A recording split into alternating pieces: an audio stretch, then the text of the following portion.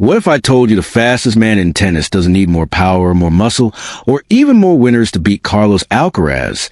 Just one shot, played at exactly the right moment. Because heading into this Australian Open quarterfinal, that's the idea Martina Navratilova just dropped into the tennis world like a tactical grenade. And suddenly, a matchup that looked completely one-sided feels a lot more dangerous than the head-to-head suggests. Here's the value for you today. We're not just talking about who wins or loses. We're breaking down why Alex de Minaur has lost every single match he's played against Carlos Alcaraz, what Martina Navratilova sees that most fans don't, and whether this could finally be the match where the script flips in Melbourne. And stick around, because later in this video, I'll tell you why the Australian crowd might be the biggest hidden weapon de Minaur has ever had in his career. Let's start with the uncomfortable truth. Carlos Alcaraz owns this matchup. 5 matches, 5 wins, and not one of them really felt like Alcaraz was out of control. Even when de Minaur extended rallies, even when he defended like his life depended on it, Alcaraz always seemed to have another gear, another angle, another level of violence off the forehand. That's the problem everyone keeps coming back to. Alex de Minaur is elite at many things, but raw shot making isn't one of them. He doesn't blow you off the court. He suffocates you. He drags you into rallies you don't want to play and dares you to overhit. Against most players, that works beautifully. Against Carlos Alcaraz, it's been a nightmare. Alcaraz doesn't just survive those rallies. He feeds off them. He hits heavy when he's balanced, and somehow hits even heavier when he's sliding, stretched, or completely out of position. That's what Martina Navratilova pointed out, and she wasn't exaggerating.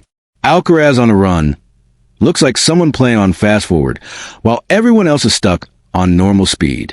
So when Martina says de Minaur can only win if Alcaraz is off his game, that's not shade. That's realism. But then she added something far more interesting. She said there is one way to break the rhythm, one way to make Alcaraz uncomfortable. And it's not by trying to out-hit him. It's the drop shot. Now, that might sound almost too simple. Alcaraz is famous for his own drop shots. He humiliates opponents with them. He toys with them. So how does using that same shot against him suddenly become a weapon? This is where it gets fascinating. Carlos Alcaraz likes to be the one in control of the geometry. He wants to decide when the point explodes forward. When he hits the drop shot, it's usually after he's pushed you 5 meters behind the baseline. You're already compromised. You're already guessing.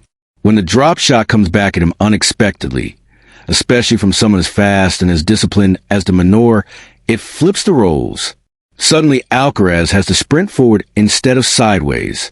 Suddenly, he has to hit a touch shot while moving into the court, not away from it.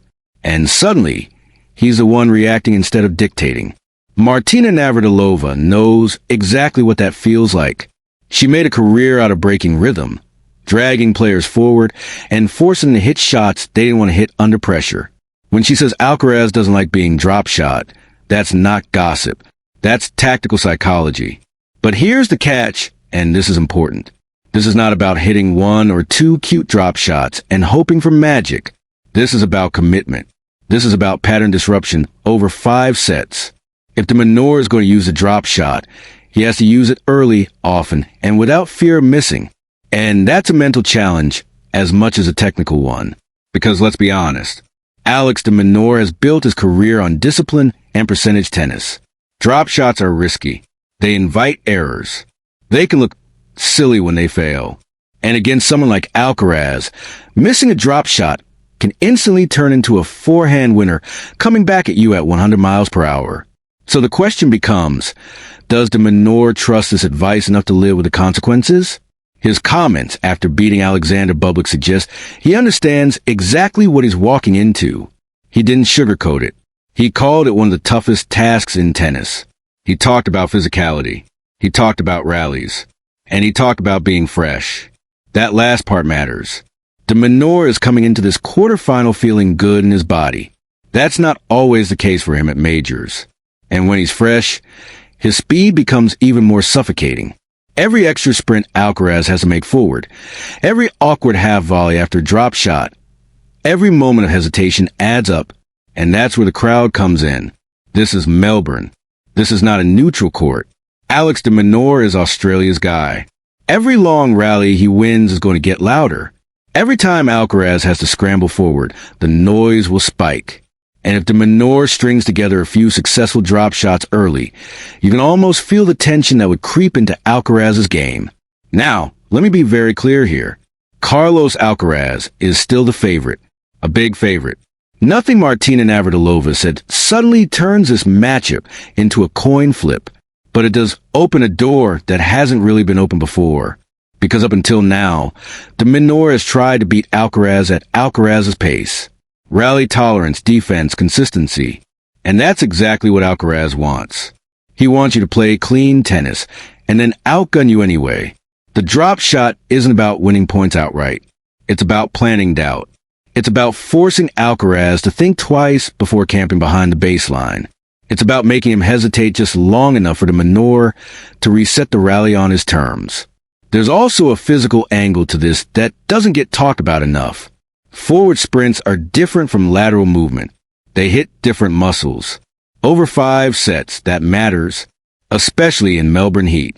And yes, before anyone says it, this is still a massive uphill battle.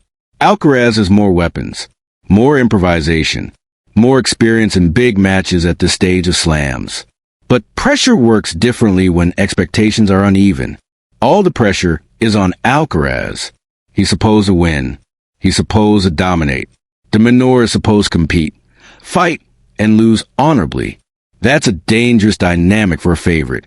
Now, there is one thing that could ruin this entire plan. If Alcaraz starts reading the drop shot early and punishing it, this match could unravel quickly. That's the risk. And that's why this advice is so specific. Timing matters. Selection matters. You can't force it. There's also a rumor floating around the grounds. And let me be clear, this is a rumor, not a confirmed fact.